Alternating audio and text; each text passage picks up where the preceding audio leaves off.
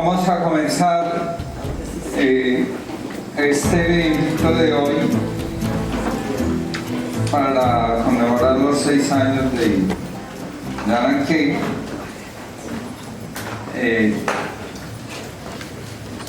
Yo soy un fiel convencido de que lo que no se celebra no se bendice, porque celebrar es agradecer. Entonces, cuando uno no quiere celebrar los años es porque no está agradeciendo la vida. En algún texto de Hellinger, por ejemplo, dice que cuando la gente no celebra el día que le dan el diagnóstico de que el cáncer ya no es una amenaza en su vida, pues el cáncer vuelve y toma fuerza y reaparece, porque no se agradeció esa segunda, tercera o cuarta posibilidad. Entonces,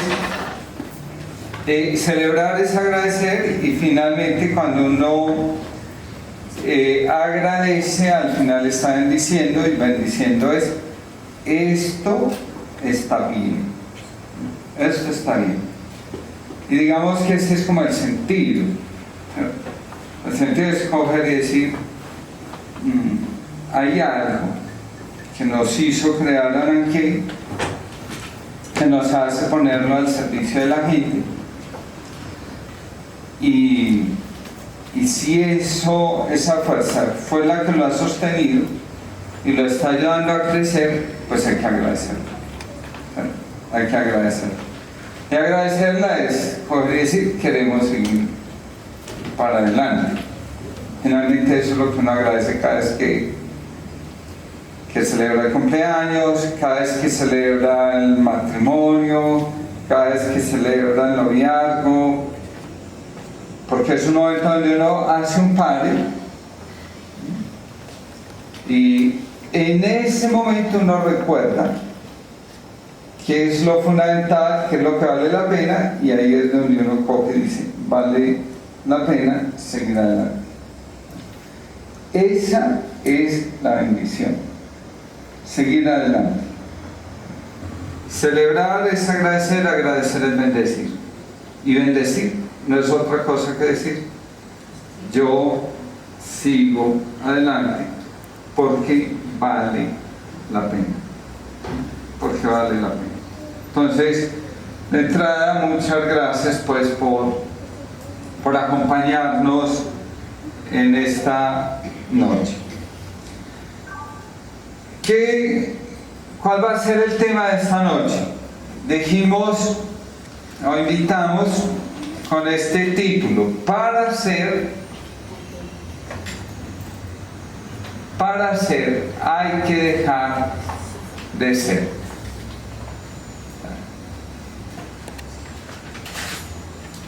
De lo contrario, nos anclamos en un ciclo o de parálisis o de repeticiones. Muy bien, vamos entonces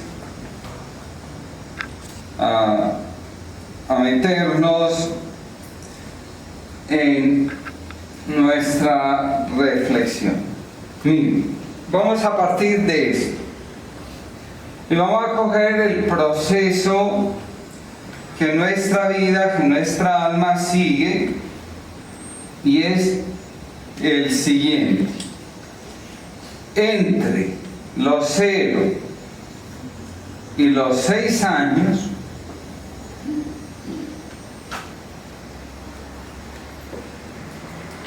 nosotros lo que somos lo recibimos de nuestros padres. Entonces, lo recibimos en primer lugar de mamá y en segundo lugar de papá.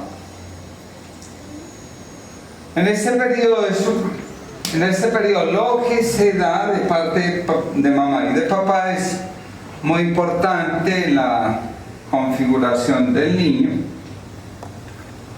porque él lo recibe de manera genuina. ¿Y qué recibirlo de manera genuina? Como no hay palabras, ¿cierto? Entonces usted le puede coger y decir al niño, yo te amo. Él percibe, pero no tiene capacidad de entender qué es eso de que me aman. El niño no tiene esa capacidad. Tú le puedes coger y decir al niño, tú eres lo más importante de mi vida, y el niño eso no lo percibe. Mejor dicho, no lo significa. Pero él llora y aparece la mamá y lo carga. Él llora y aparece y lo limpia. Él llora y le brindan abrigo. Entonces, él toma genuinamente el amor. No se le da a través de palabras, sino que son puros gestos. De tal manera que cuando la mamá o la abuelita por allá están diciendo, déjelo que chille, no lo mime, el niño adentro está diciendo, no hay quien cuide de mí. Entonces, eso que podría hacer para que no sea maleducado, para que no sea consentido, para que no sea mimado, el niño lo está percibiendo como agresión, como abandono, como desamor. Porque nadie atiende sus necesidades. Lo que el niño está necesitando en ese momento para poder crecer y para poder ser es que alguien le brinde dos cosas. La primera, seguridad, y la segunda, confianza.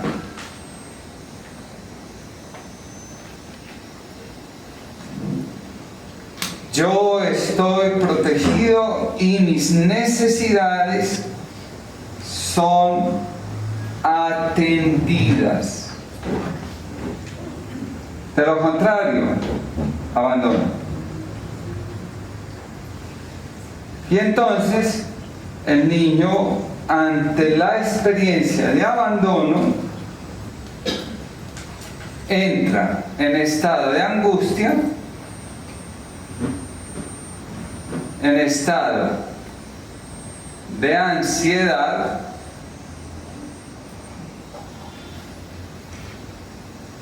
que eso es lo típico de cuando uno no tiene satisfechas sus necesidades elementales, y él empieza a responder a estos dos sentimientos que lo empiezan a habitar. ¿Qué empieza a pasar? Entonces, un niño que llora por todo, un niño que arma berrinche por todo, un niño que miente, un niño que es agresivo, un niño que se aísla, un niño que no se vincula con los otros niños. Es un niño que está habitado por dentro por la ansiedad y la angustia, porque no está seguro de la disposición de sus padres para cuidar y atender sus necesidades.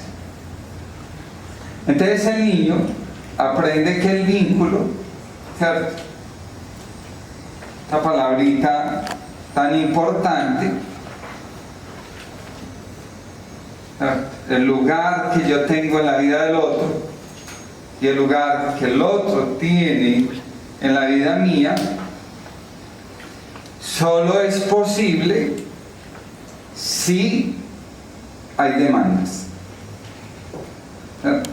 Si yo logro incomodar, vaya a ver qué es lo que tiene, vaya a ver qué es lo que tiene, para que deje de molestar, para que deje de llorar, para que deje de dormir. Entonces el niño entiende, yo soy importante en la medida en que incomodo. Solo si desespero a los adultos se van a ocupar de mis necesidades. Ahora, cuando la respuesta del adulto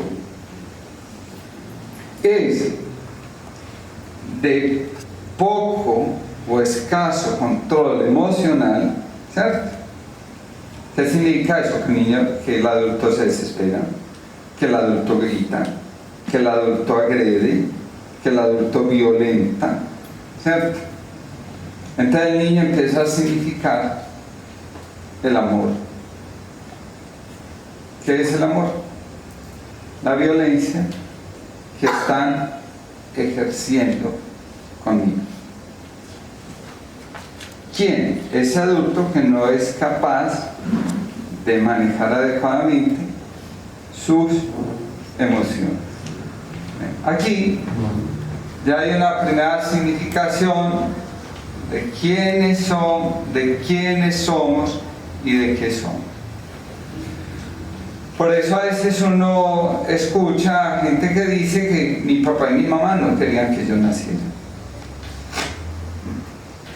O personas que comienzan que después dicen, yo soy un estorbo en la familia. Y si el niño aprende que la única manera que no lo agredan es a través de la enfermedad, entonces el niño vive enfermo. No porque sea necio, es porque el niño necesita protegerse. Si yo encuentro una manera de sobrevivir a través de la enfermedad permanente, ¿cierto? Entonces yo me enfermo de manera constante. ¿Para qué? Para que no me agredan, para que me muestren amor. Resulta que todos estos programas se nos quedan instalados durante toda la vida. Por eso es que vamos a encontrar a un adulto que ante una necesidad profunda, desatendida, él puede coger fácilmente el camino de la enfermedad. ¿Por qué? Porque ahí sí me ven enfermo, me atienden, me muestran compasión, me muestran cariño, y entonces es un modo de llevar adelante la enfermedad para poder estar en armonía consigo mismo. En armonía consigo mismo es que no vengan los otros con sus juicios, con sus condenas, con sus acciones a perturbarme la paz. Bueno, eso sale y sale espontáneamente. ¿Por qué será que después de haber tenido tal disgusto, a las 24, 48 horas me enfermo? Eso es el ambiente. Con este clima tan cambiante es el ambiente. Entonces, ¿por qué todo el mundo no está enfermo? Porque hace frío para todo el mundo. No es que haga frío para unos y para otros, no. ¿Cierto? El cuerpo va reaccionando. Es que estos cambios de clima le dan gripa a la gente. Si eso fuera verdad, aquí, en este avión, estaríamos todos enfermos de gripa. El sistema inmunológico se vuelve vulnerable por los acontecimientos y la forma como los vamos elaborando. Entonces aquí tenemos una primera etapa que es bastante importante. Yo ya no vivo de lo que me dan papá y mamá. Ya empiezo a crear ¿qué? Mi propia autonomía.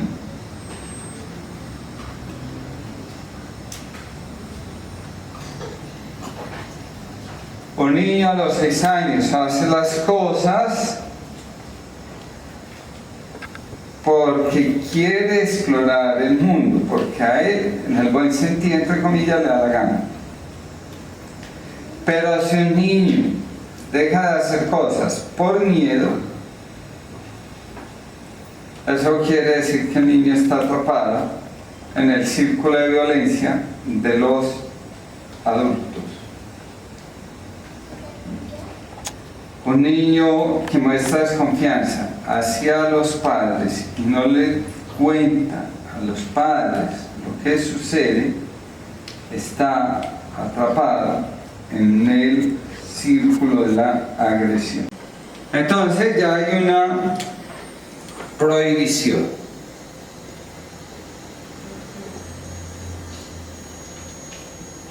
Aquí ya van a aparecer, además de los padres, otras figuras que van a marcar la vida de los niños y que van a ser los profesores. Para esta época, la profesora de prejardín, jardín y escolar. Entonces, porque estas personas ejercen una autoridad, son grandes, pasan mucho tiempo con el niño y entonces se van a encargar de ir instaurando el virus del tú no puedes ser tú mismo. La niña o el niño han visto muchas veces al pollito morirse en las películas, pero justo acá lloran y les da pesar porque el pollito se murió. ¿Sí? Porque se descubre la muerte. La muerte se descubre primero que la sexualidad. Resulta que hoy se le habla con más naturalidad a los niños de sexualidad que de muerte. Es más, no se sabe hablar de la muerte.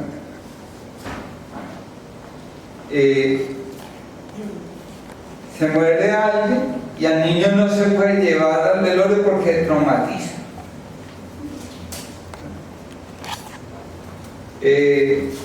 Coge el frío de los muertos. Y entonces a partir de ahí, ¿quién sabe qué le puede pasar?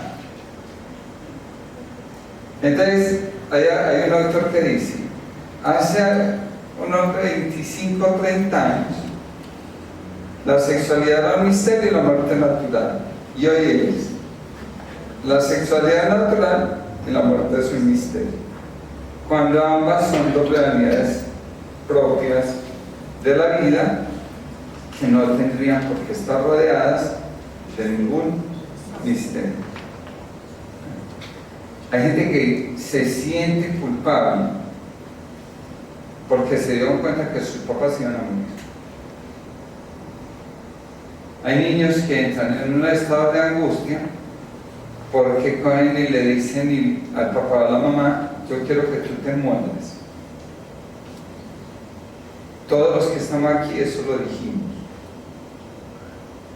Que no se acuerden porque la fecha de expedición de la cédula ya lleva muchos años, es otra cosa. Pero todos en un momento de la vida, y ahí no peco de generalización, todos en un momento de la vida hemos querido que el papá y la mamá se mueran, que no existan. ¿Verdad? Todos, absolutamente todos hemos querido que la mamá o el papá sean otros, ¿cierto? Los del amiguito. Vea que el amiguito al lado no lo lleva a la danza. A la amiguita ya no lo pone a hacer aseo. Usted es muy mala mamá que me obliga a tomarme la sopa. Usted es muy mal papá. Por ahí se tiene que pasar. Después lo olvidamos, para poder seguir viviendo. Hoy leí un artículo que decía: quien diga que ha tenido una infancia maravillosa, en lugar de ser un niño feliz, es una persona con problemas de memoria. ¿Eso qué quiere decir? Que todos hemos tenido dificultades, que a todos nos ha costado cosas en la vida, que todos hemos vivido periodos de desadaptación, y que eso es la vida.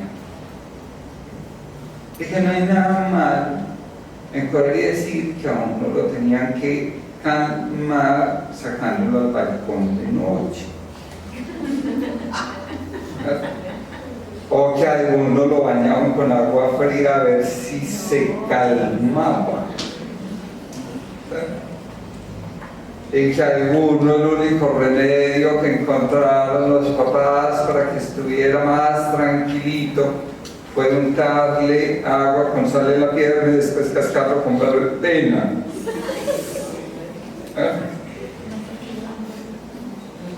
Más de uno tiene episodios de esos como medio dantescos y de casa del terror. Episodios Panamá. Entonces, todo está ahí, incluso los niños de hoy. A los niños de hoy no les bolean Panamá, pero les quitan el celular y se vuelven como locos desesperados. Ya es más tecnológico el sufrimiento. Entonces, bueno, aquí cuando encontramos el dolor,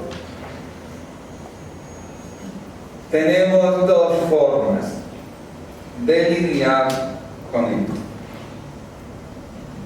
¿Cuáles son esas dos formas de lidiar con el dolor? ¿Adentro o afuera?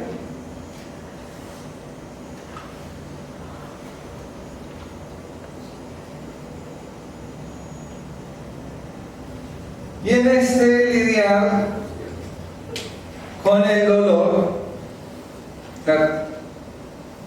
entonces nosotros elegimos y construimos un personaje y un libreto para el personaje.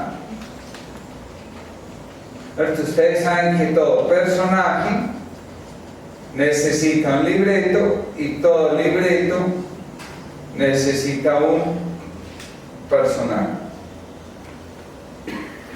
Aquí es cuando aparece el niño complaciente, que después en la edad adulta es igualmente complaciente. Aquí es donde aparece el que quiere ponerse por encima de todos los demás. Aquí aparece el que no reconoce los derechos de los demás. Aquí aparece el que se deja manipular por todos los demás. Aquí aparece el que sufre por todos y la vida le parece una tragedia.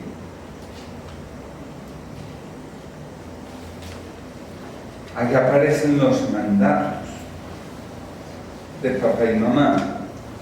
Hasta aquí aparece la mamá, toda linda, toda bella, toda pura, diciéndole al hijo: usted no sea como su papá. Pero nunca le dice cómo quiere que sea, solo le dice cómo quiere que no sea. Con lo cual, el niño queda más perdido que Adán el día de la madre. Porque si a mí me dicen cómo no tengo que ser, pues yo no sé cómo tengo que ser. Y además es una cosa muy curiosa, porque todos los papás lo han dicho, todos los papás han sabido decir cómo quieren que no sean sus hijos, pero ninguno ha sabido decir cómo quiere que sea su hijo. Ay, sí, yo no quiero que usted sea como su papá. Véanlo ahí, metido entre el libro. Yo no quiero que usted sea como. Bien, bien, no me meto entre los libros, pero ¿dónde me meto? ¿Sí? Usted no quiere que vea televisión, ¿por qué hago?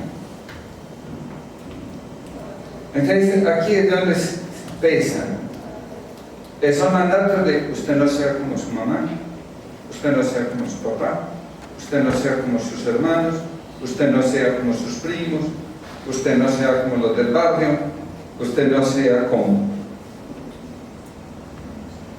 Entonces, ahí es donde yo empiezo, vuelvo, insisto, construyo un personaje y un libreto para ese personaje. A medida que yo voy avanzando en la vida, el personaje va avanzando, conoce nuevas aventuras y el libreto se va actualizando. Recuerden que uno con los mandatos positivos no va a psicología. Entonces de eso no vamos a hablar, porque eso no es en el pastillas. El sufrimiento proviene cuando ustedes le dicen no sea una nerda, no sea como su tía la amargada. Ahí es donde nosotros empezamos a patinar. Ahora, esta dinámica adentro, afuera, la va a sostener este mecanismo. Y es, yo tengo una sensación, la sensación va a generar un pensamiento, el pensamiento va a generar una emoción, y la emoción va a generar una actuación.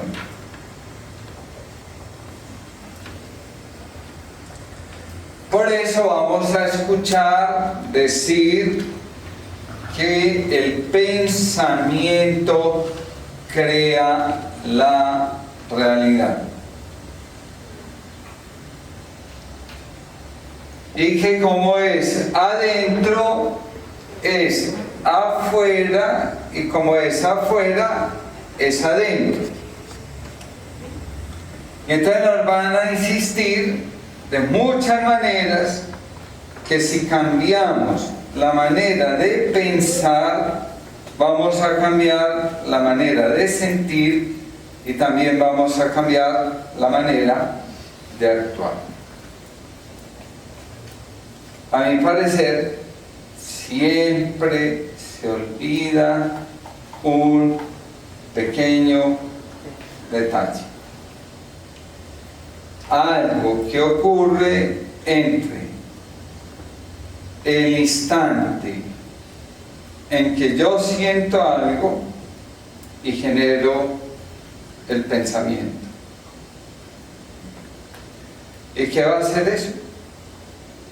La percepción.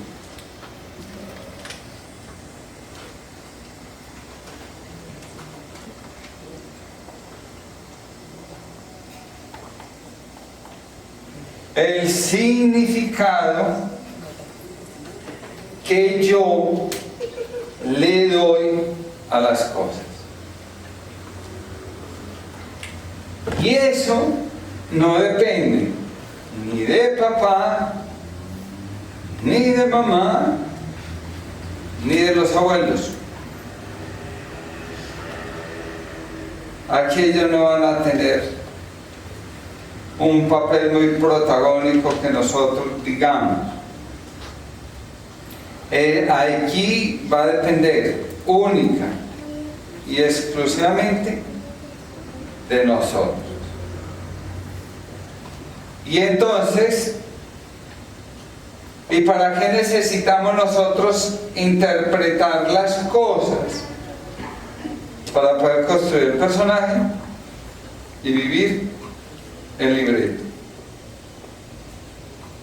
¿Cierto? Entonces, miren, de pronto la señorita Cherry y Juan les va a sonar un poquito parecido a esto, pero lo voy a utilizar para explicar. En una granja hay una gallina, tiene unos huevos. Uno de esos huevos es diferente a todos los demás, es más grande. El gallo, quién sabe dónde andaba, porque la gallina estaba sola. Y todas las demás le decían: ¿usted qué hace cuidando ese huevo? De ahí no va a poder salir nada nuevo. Mire, ya salieron los otros y ese todavía no ha salido. Deseche ese huevo. Y ella seguía empecinada. Cuando crece, cuando sale, es diferente de todos los demás. No hay problema en que sea diferente de todos los demás. La mamá sabe enfrentar las críticas de los demás. ¿Qué hijo tan feo tienes? Y entonces ella les tiraba picotazos. Pero como era torpe, él empieza a significar su torpeza y diciendo: yo soy un problema para mi mamá y para mis hermanos. Y ahí nació el patito feo. Entonces a mí me rechazan, pero no me rechaza mi mamá. Mi mamá sufre mucho por lo torpe y lo diferente que yo soy. Y mi mamá no sabe qué hacer. Entonces, yo mejor me voy. ¿Y a dónde llego? Armo un problema. Porque ya construí un personaje y un libreto. El personaje: yo soy el creador de problemas. El libreto: a donde llegue, genere problemas. Así hacemos todos. Con esa primera percepción que tenemos de nosotros mismos, comenzamos a construir el personaje y el libreto. Y así vamos por la vida. Y todo lo que entra a nuestra vida, todo lo que está en nuestra vida, no es más que algo al servicio del personaje y del libreto. Y entonces ahí es donde empieza y nos decimos a nosotros mismos: porque siempre me pasan estas mismas cosas, porque todas las relaciones mías terminan de la misma, terminan en lo mismo, porque en los ambientes en los que yo me encuentro, al final termino sintiéndome, porque yo estoy huyendo de determinadas relaciones, porque me paralizo, porque me freno, porque después de tantas terapias y 8.563 y media constelaciones sigo siendo el mismo. Gabriel. Pero esa percepción tiene que ver con el vínculo, ¿verdad? Está ya en el vínculo, no está en papá y mamá, sino cómo me vinculé yo con ellos, cómo los signifiqué, o años de los abuelos. Es el alma mía abriéndose camino. Es como la nuez, como el... Es la nuez abriéndole paso a la bellota. Eso es para el cuerpo de la nuez. Ahora vamos a ver si él entendió esto, como es enredado. Bueno. Lo que Gabriel está preguntando es: toda semilla contiene el árbol. Toda semilla lleva dentro de sí el árbol que más tarde va a ser. Entonces, en la medida que la semilla se abre, aparece el árbol. Si la semilla no se abre, no aparece el árbol. Cada vez, ¿cierto? Entonces, ¿para qué sirve esto? ¿Para qué sirve todo este rollo? Este rollo nos sirve para nosotros sentirnos a gusto, y a la vez para impedirnos ser lo que auténticamente nosotros somos. Entonces, el dolor nos aleja de nosotros mismos, y el dolor nos hace regresar a nosotros mismos. Solo que un tiempito después. Solo que un tiempito después. Cuando el dolor nos empieza a invitar al regreso, vamos a ver. Bien. Entonces vamos a dar un pasito adelante. Entonces, ¿esto en qué consiste? Hay una chica que a los 6 años es abusada sexualmente por el papá. Bueno.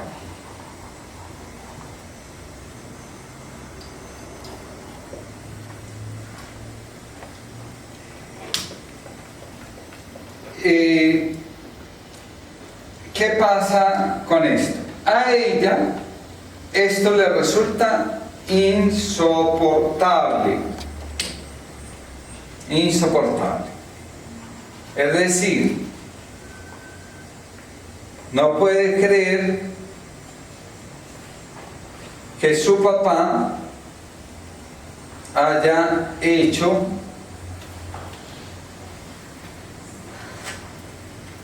semejante cosa con ella. Ahí se enfrenta con el dolor. Ahí se enfrenta con el dolor. Entonces ella toma una decisión. ¿Cuál es la decisión que ella toma? Irse a vivir a la luna. Entonces, por eso se llama la mujer que vivía en la luna.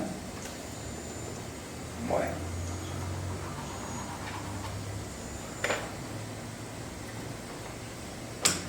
Ella construye su personaje. Entonces, es una mujer que no se vuelve a relacionar con nadie.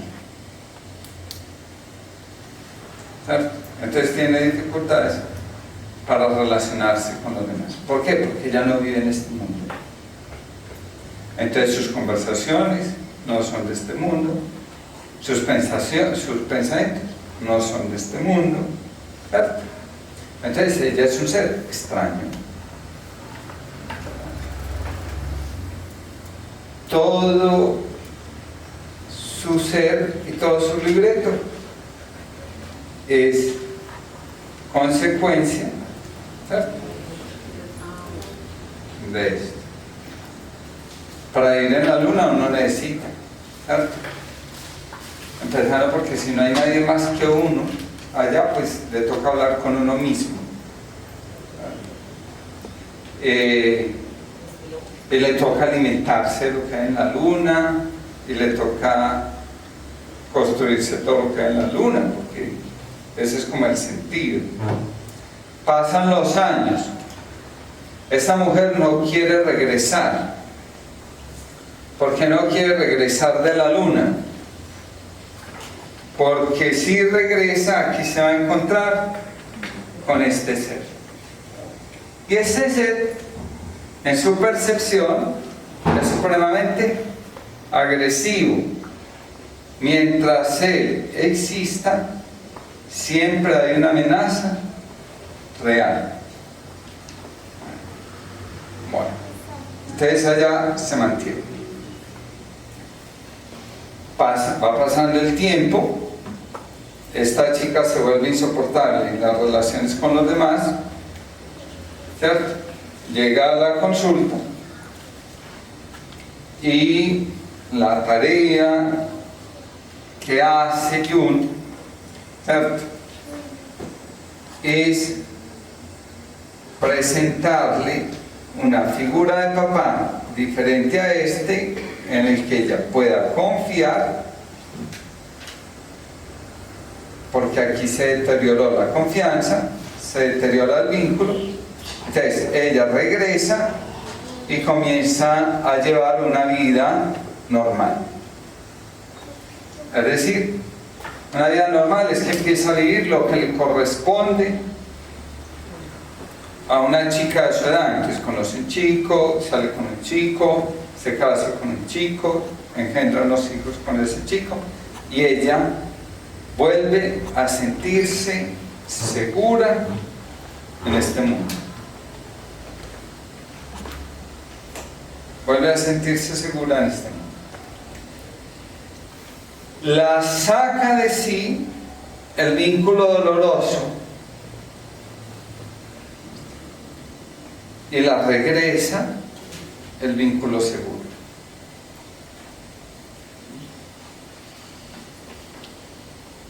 Y nosotros podemos tener muchísimas historias, ¿cierto? Nuestras historias más recientes están en función de ese dolor primario, ¿sí? Entonces, y ese dolor primario tiene que ver, lógicamente, con una experiencia de vínculo. Solo en la medida en que nosotros sanemos el vínculo, solo en la medida en que encontremos el lado luminoso de la figura que nos hirió, nosotros podemos regresar y construir otra historia con otro personaje, y en lugar de ser una historia llena de terror, de angustia y de miedo, y un personaje que está batallando y haciendo el héroe, entonces se puede vivir una vida armoniosa, serena y llena de sabiduría. ¿A esto qué va? Por eso es, para hacer que nosotros mismos, para ser nosotros mismos, para vivir el destino,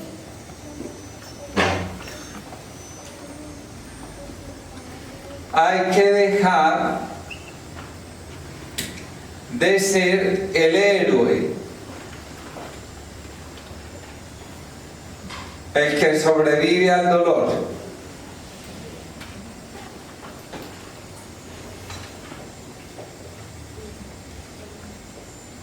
El que niega que el dolor existió en su vida. Y entonces, simplemente cuando uno lo reconoce, cuando uno lo abraza, entonces el dolor deja de existir.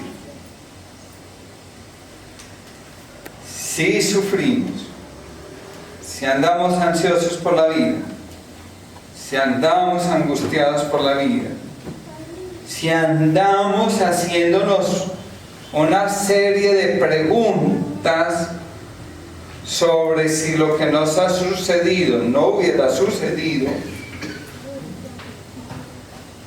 entonces no podemos regresar, porque todavía hay dragones que matar, todavía hay castillos que someter, ¿cierto? Y mantenernos firmes, invencibles. Hay una cosa que nos llama mucho la atención, y es que nosotros a veces queremos, o mejor dicho, más que queremos, nos sostenemos en determinadas relaciones, en determinadas cosas que pasan en la vida, porque no nos queremos dar por vencidos.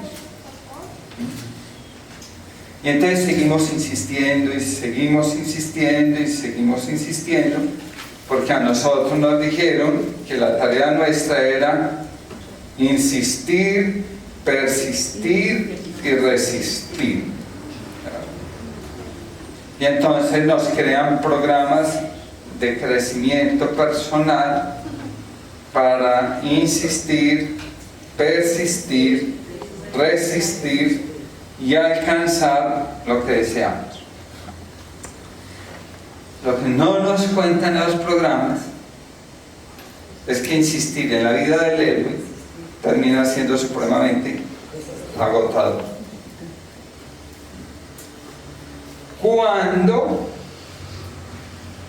Cuando no hay nada nocivo en perder la batalla.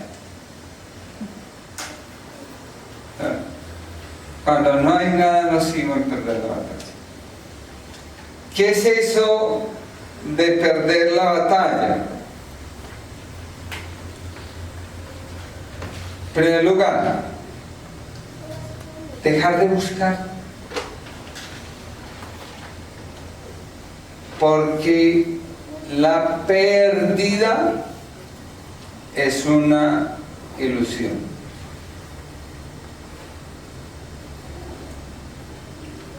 Voy a decir una cosa que diría alguno, eso no es políticamente correcto, decir semejantes cosas, ¿cierto?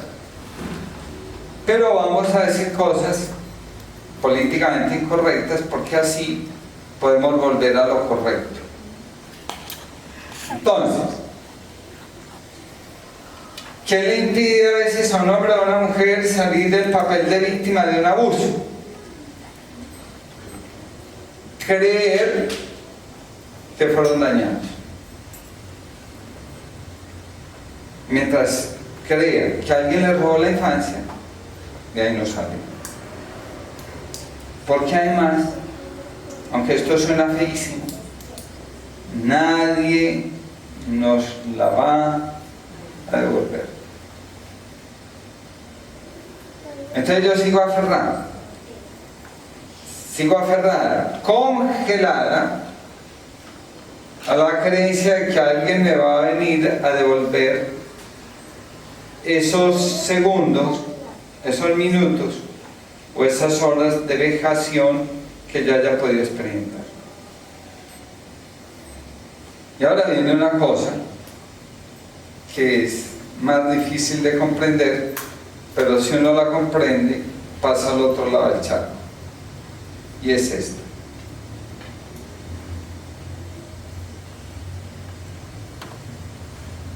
Hay cosas que se viven en el tiempo que no son.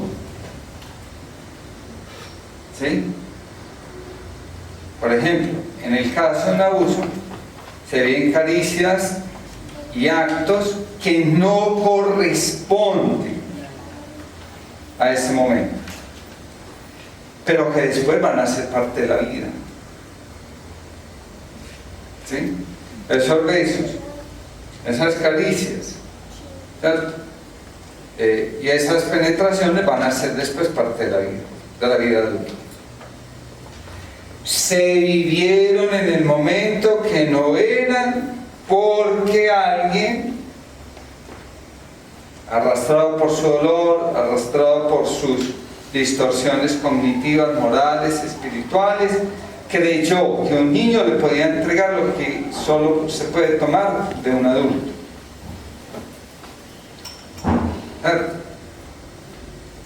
Entonces, ¿qué es lo que pasa? Hubo un acto doloroso que me sacó de mí mismo, porque eso hace, o de mí misma, porque hace que yo no pueda confiar en un adulto.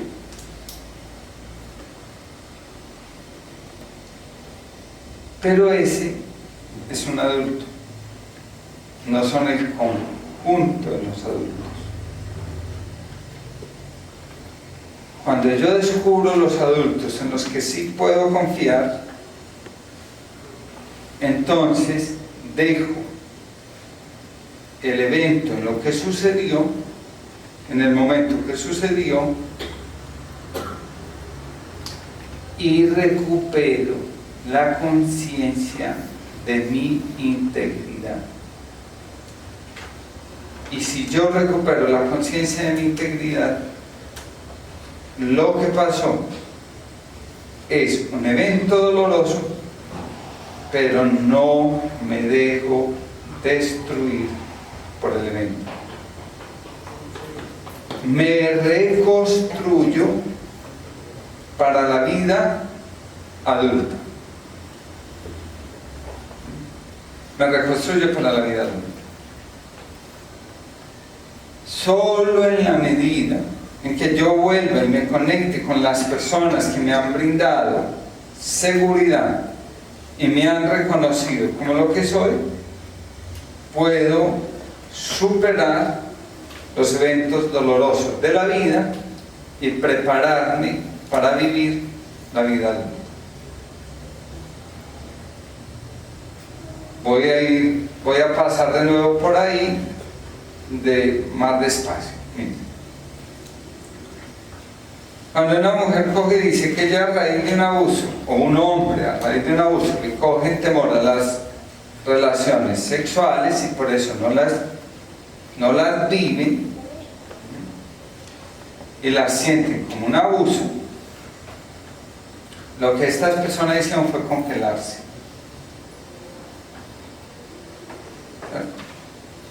Al congelarse, al querer atrapar ese instante y volverlo eterno, esas personas no fluyen, porque están queriendo volver eterno ese momento. Mientras más esfuerzos haga yo en volver eterno ese momento, la vida que sigue para adelante, yo la empiezo a desperdiciar. ¿Para qué quiero congelar ese momento? Para que me restituya ese momento. Y ya no va a poder ser. Ya no va a poder ser. Ya nadie me va a poder restituir. Ya nadie me va a poder venir a decir, tranquila, tranquilo, que esto no pasó. Porque yo ya sé, mi cuerpo lo sabe y mi alma lo sabe, que sí pasó. Cuando yo descongelo, esto es un momento, no es mi vida. Yo vuelvo y empiezo a fluir. Hay un autor que dice, a veces alguien viene y nos hace daño por un periodo de la vida, pero nosotros nos valemos de él para hacernos daño el resto de la vida. Y ya no es el que nos hizo daño, sino que ya somos nosotros los que terminamos abusando de nosotros mismos. Y persistimos en esa conducta con la ilusión de que se va a recuperar algo que ya nunca va a ser posible. Bueno, Pero ese ejemplo vale para el fracaso en la vida matrimonial, vale para el fracaso en lo laboral, vale para el fracaso en lo económico, ¿cierto? Nos hace regresar. Bien.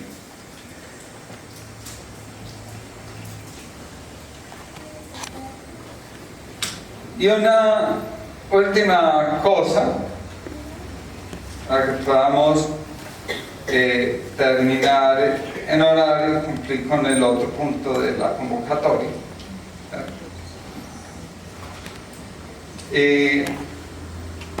Es este. Para nosotros poder ser, tenemos que aprender a reescribir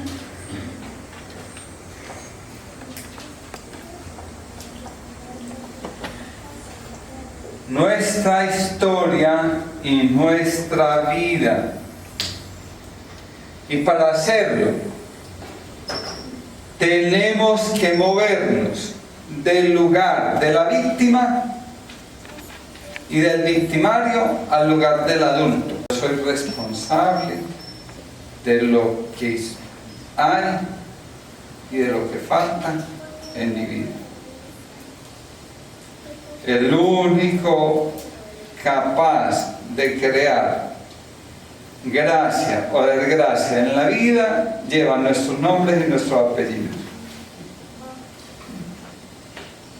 No hay nadie más, ni siquiera el perrito que no quiere comer es responsable de las venturas o desventuras de nuestra vida. Soy yo. Pero para eso tengo que moverme del lugar en el que durante muchos años yo me he posicionado creyendo que ese es un buen lugar para mí.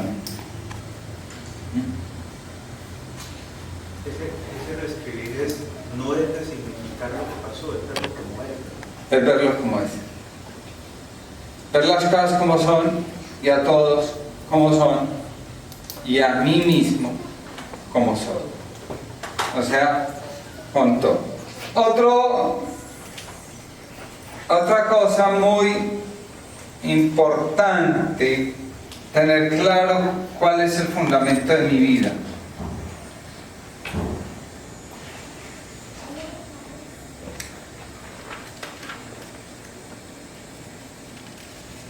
Es sobre qué quiero construir. ¿Sobre qué quiero construir? Y lo segundo, ¿qué es lo fundamental?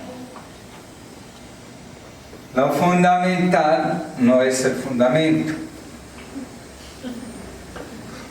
Lo fundamental es aquello por lo que yo estoy decidido a arriesgar.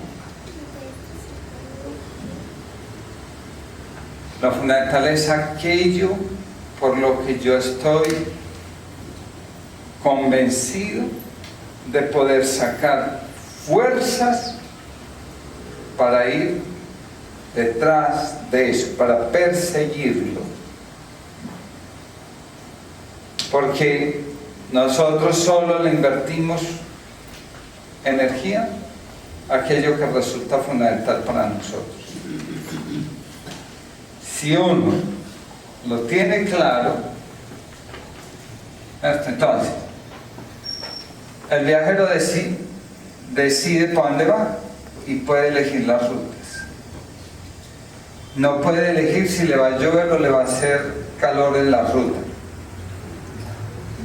Pero si tiene claro el fundamento y lo fundamental, la lluvia, el calor, el hambre y el cansancio siempre van a pasar al segundo plano.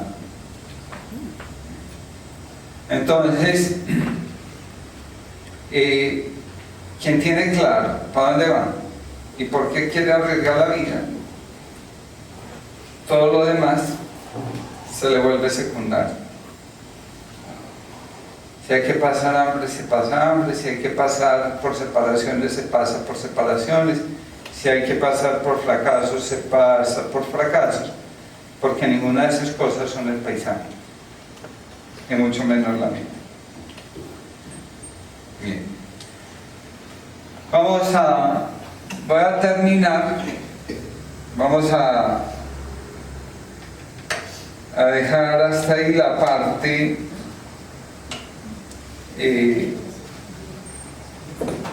de la charla y vamos a darle paso al segundo punto.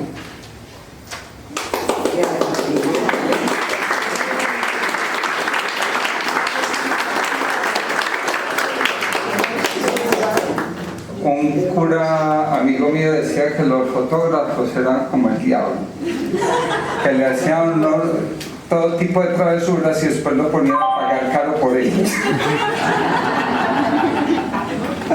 Muy bien, vamos entonces a pasar a Luz Ángela. Tiene preparado el segundo punto porque yo no lo preparé.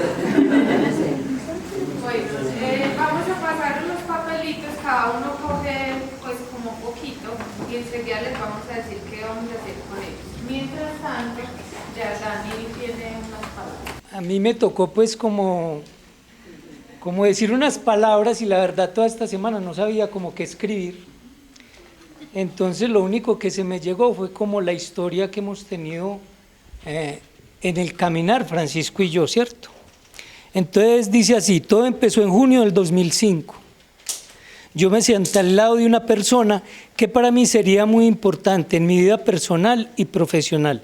Sin saberlo, nos volvimos amigos, confidentes, en un tiempo mi terapeuta. Y hoy sigue siendo mi mentor y sobre todo amigo. Por este tiempo, él conoció una técnica nueva y me invitó. Pero a mí no me daba el tiempo. Al año siguiente acepté la invitación y sin imaginar mi destino profesional tenía un camino de la mano de mi amigo y en ese tiempo ya era mi profesor. Hoy después de todo lo que hemos pasado, me alegra ver que este sueño cada vez más va tomando fuerzas y reconocimiento en el trabajo que hacemos. Me alegra ver crecer a Ananqué. Por las cosas de la vida nos separamos un tiempo, pero el destino nos tenía para volver a trabajar juntos. Cuando yo regresé, ya este sueño tenía cimientos puestos y estaba caminando. Es una alegría poder ver el trabajo y el compromiso de Francisco con este sueño y para mí una gran satisfacción sumarme a esta pasión que se gestó en el 2005 sin pensarlo, en el primer día de clase. Hoy le doy gracias a Dios y a la vida por ponernos en el camino. Ha sido un camino de tomar y dar, estar dispuesto a mirar el sueño de un amigo como si fuera el mío. Le aposté desde el primer día sin pensarlo. Gracias por este sueño y por permitirme estar en él. Eso era todo, muchas gracias.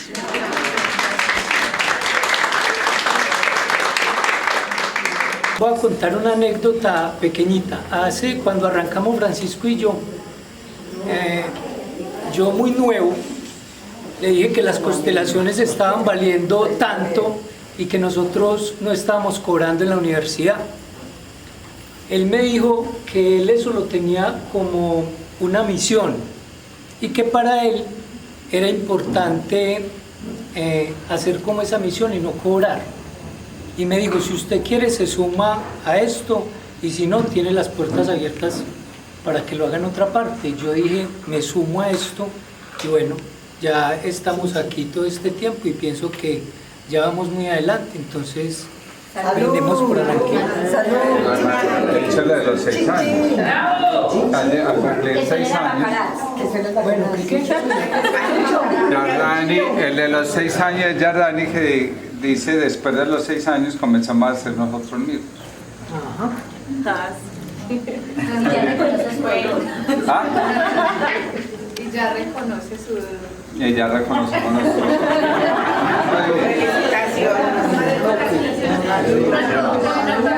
Que todo sea una bendición. Que sean muchos más, que sean muchos años más.